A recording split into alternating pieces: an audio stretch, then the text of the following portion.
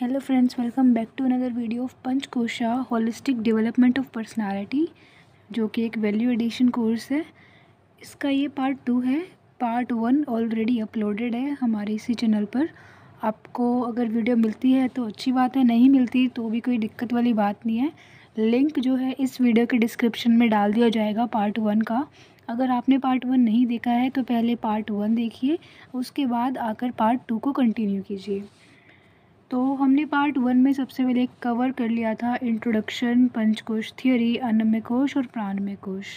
ये कुछ टॉपिक्स है जो हमने पार्ट 1 वाली वीडियो में ऑलरेडी कवर कर लिए हैं, जिसमें हमने देखा था कि पंचकोश होता क्या है, उसका एक बेसिक सा इंट्रोडक्शन लिया था और पंचकोश थ्योरी को समझा था जो तैत्तिरीय उपनिषद में दी गई है। उसके अलावा अन्नमय कोश और प्राणमय कोश को हमने काफ़ी डिटेल में वहाँ पर डिस्कस किया था। अब एक बारी हम दोबारा देख लेते हैं कि पंचकोश क्या होता है, थोड़ा ब्रीफ में, क्योंकि ऑलरेडी डिटेल में पार्ट 1 में एक्सप्लेन किया है। पार्ट 2 में थोड़ा ब्रीफली देख लेते हैं।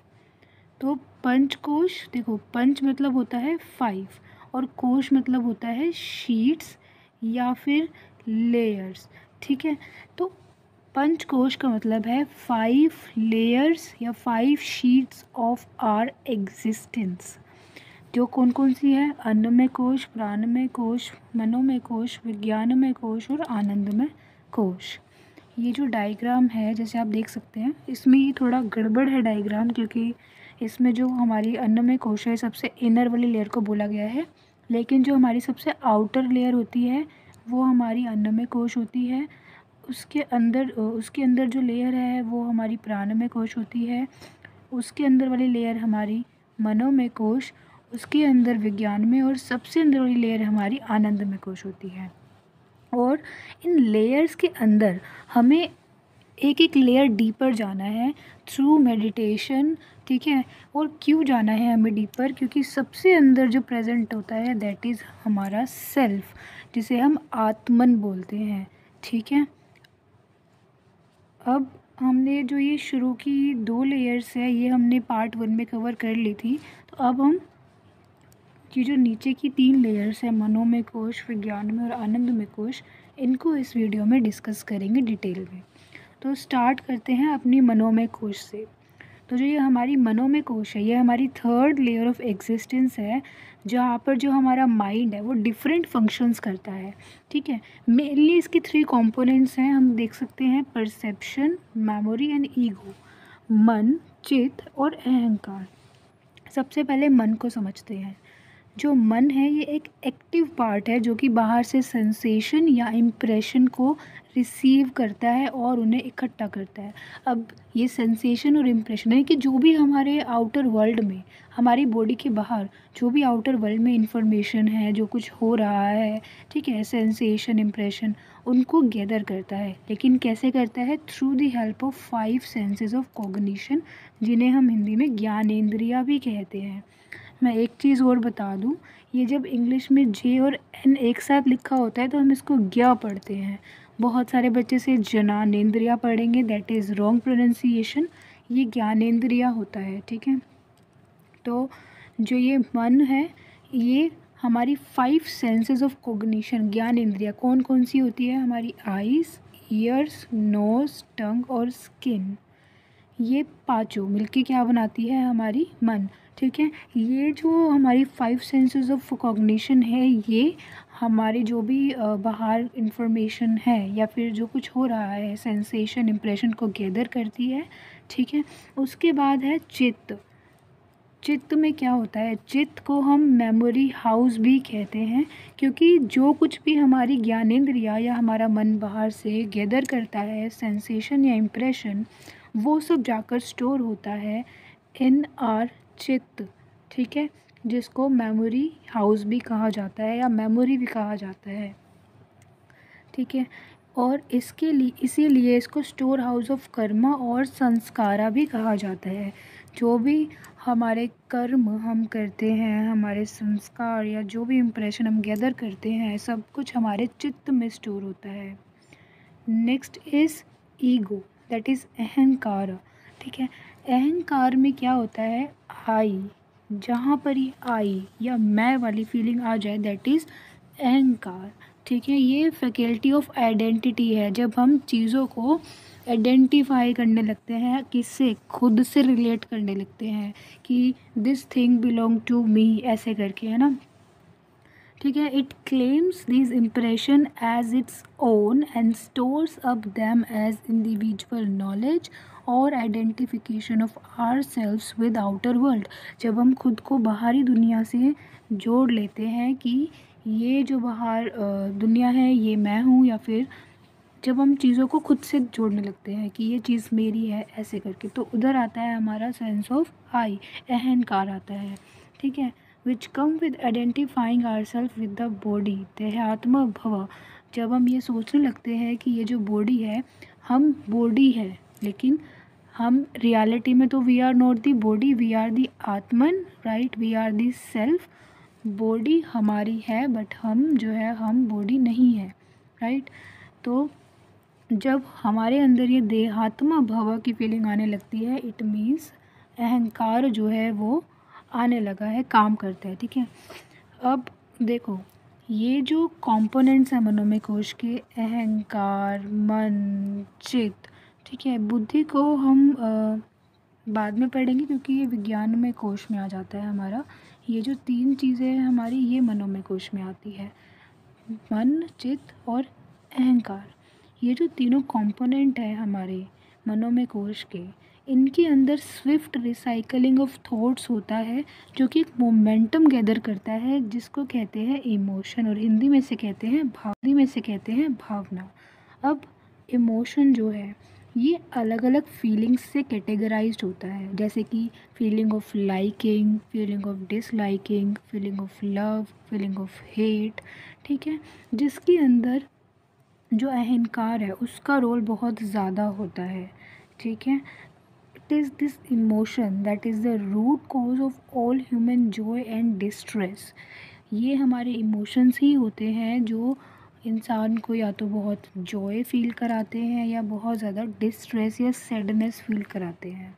जब हमारे इमोशंस पावरफुल हो जाते हैं तो वो हमारे एक्शंस को गाइड भी करने लगते हैं, गवर्न करने लगते हैं।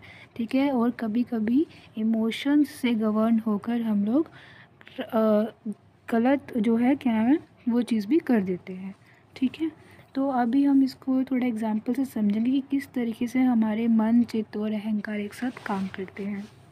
फॉर एग्ज़ाम्पल, ये रोज़ देखिए, मान के चलिए एक स्टोरी से इसको समझते हैं। ये ऐसा इमेजिन करिए कि आप बाहर गए हैं किसी के गार्डन में, राइट।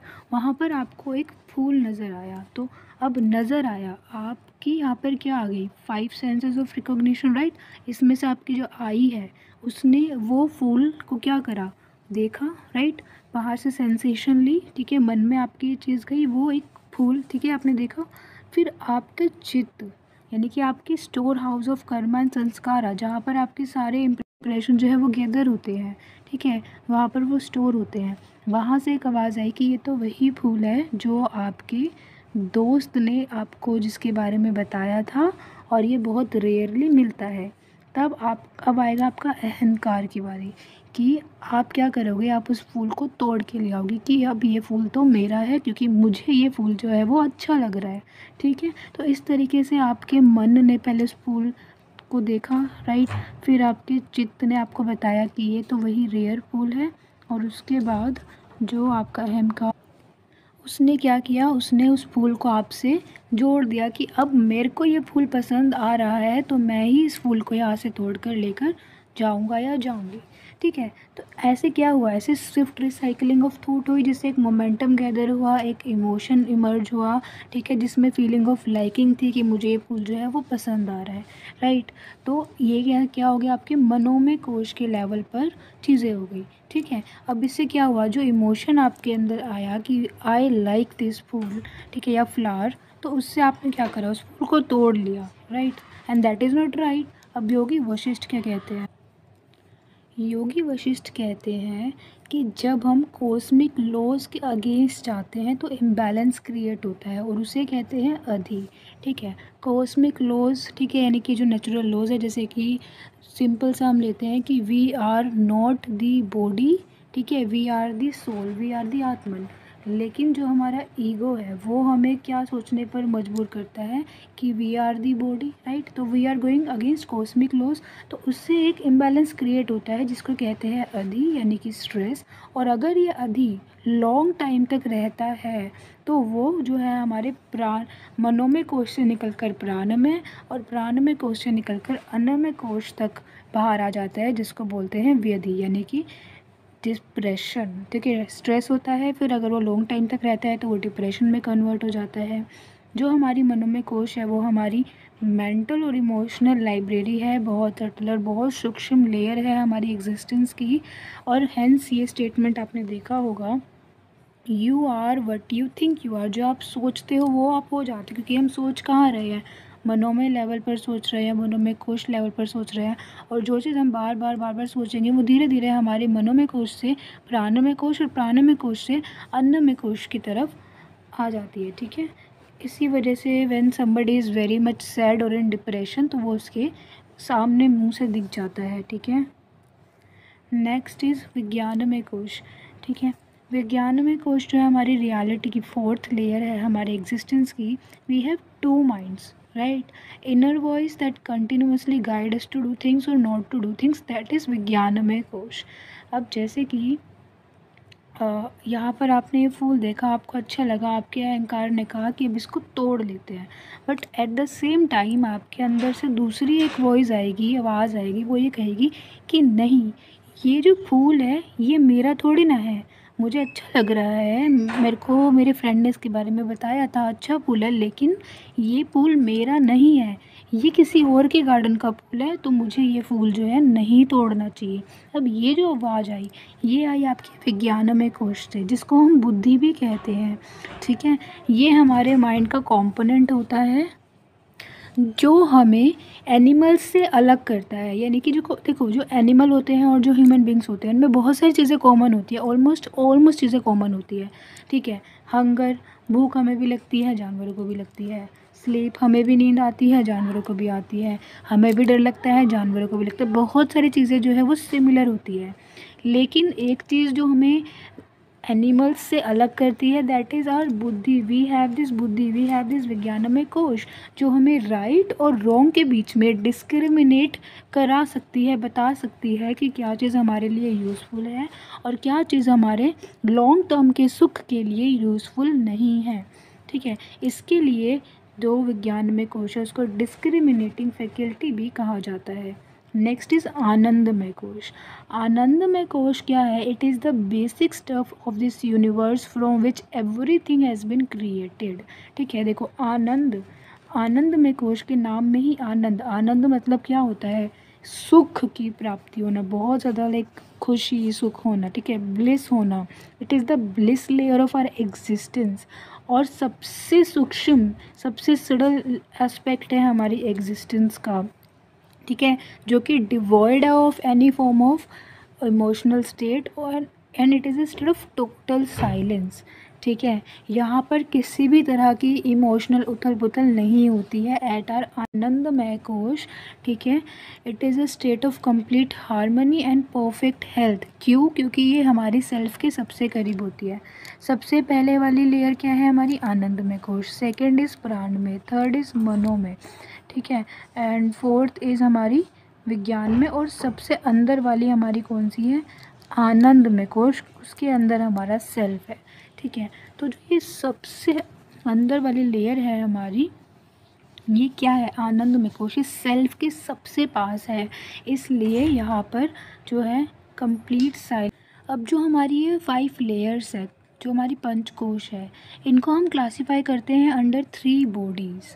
ठीक है, gross body, subtle body and causal body, right. जहाँ पर हमारी 5 कोश, जो ये हमारी कोश है, ये रिसाइड करती है। सबसे पहले है ग्रोस बॉडी, स्थूल शरीर।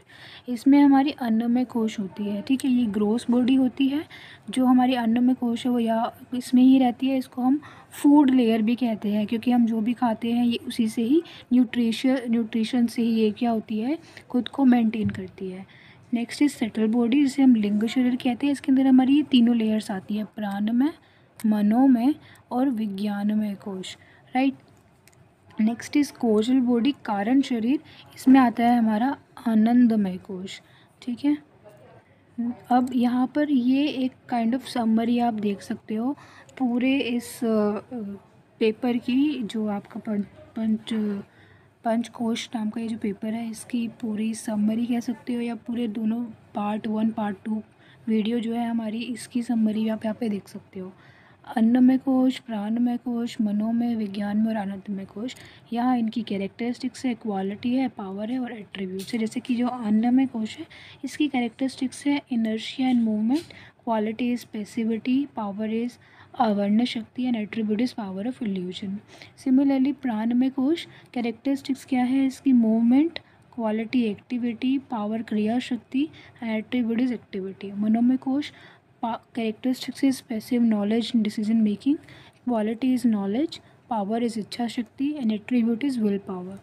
विज्ञान में कोश, कैरेक्टरिस्टिक्स क्या है इसकी, एक्विजिशन ऑफ नॉलेज, क्वालिटी है इंटेलेक्ट या ईगो, पावर है इसकी ज्ञान शक्ति, एट्रीब्यूट इज विजडम। आनंदमय कोश की कैरेक्टरिस्टिक इंस्टीट्यूशन, आइडिया जनरेशन, ठीक है। इसकी quality is happiness, power is भोग शक्ति एंड एट्रीब्यूट इज़ ब्लिसफुल, ठीक है। Thank you so much. अगर आपको वीडियो अच्छी लगे तो ज़रूर लाइक करो, और अगर आपके और भी दोस्त हैं जिन्होंने ये पेपर ऑप्ट किया है तो उनको ज़रूर वीडियो शेयर करो। कोई डाउट है या कोई सजेशन है तो कमेंट करो, और चैनल को सब्सक्राइब ज़रूर कर लो, क्योंकि और भी सेक और वेक कोर्सेज़ पे इसी चैनल पर वीडियो जो है हम वो अपलोड करेंगे, ऑलराइट। और बाकी जो प्रीवियस ईयर क्वेश्चन पेपर है उसका लिंक भी आपको डिस्क्रिप्शन में मिल जाएगा, वो भी ऑलरेडी हमने अपने चैनल पर अपलोड की हुई है वीडियो। इसमें ज़्यादा डिफ़िकल्ट क्वेश्चंस नहीं आते हैं, बहुत ईजी डायरेक्ट क्वेश्चंस आते हैं, जैसे कि explain any 2 layers of our existence, what do you mean by Panchakosha, ऐसे करके आ जाता है। या फिर आपसे पूछ लिया जाता है कि बुद्धि क्या होती है, ठीक है। या फिर हम किस तरीके से अपनी लेयर्स से होते हुए सेल्फ तक पहुंच सकते हैं। तो ऐसे इजी क्वेश्चन इसमें आते हैं। Thank you so much.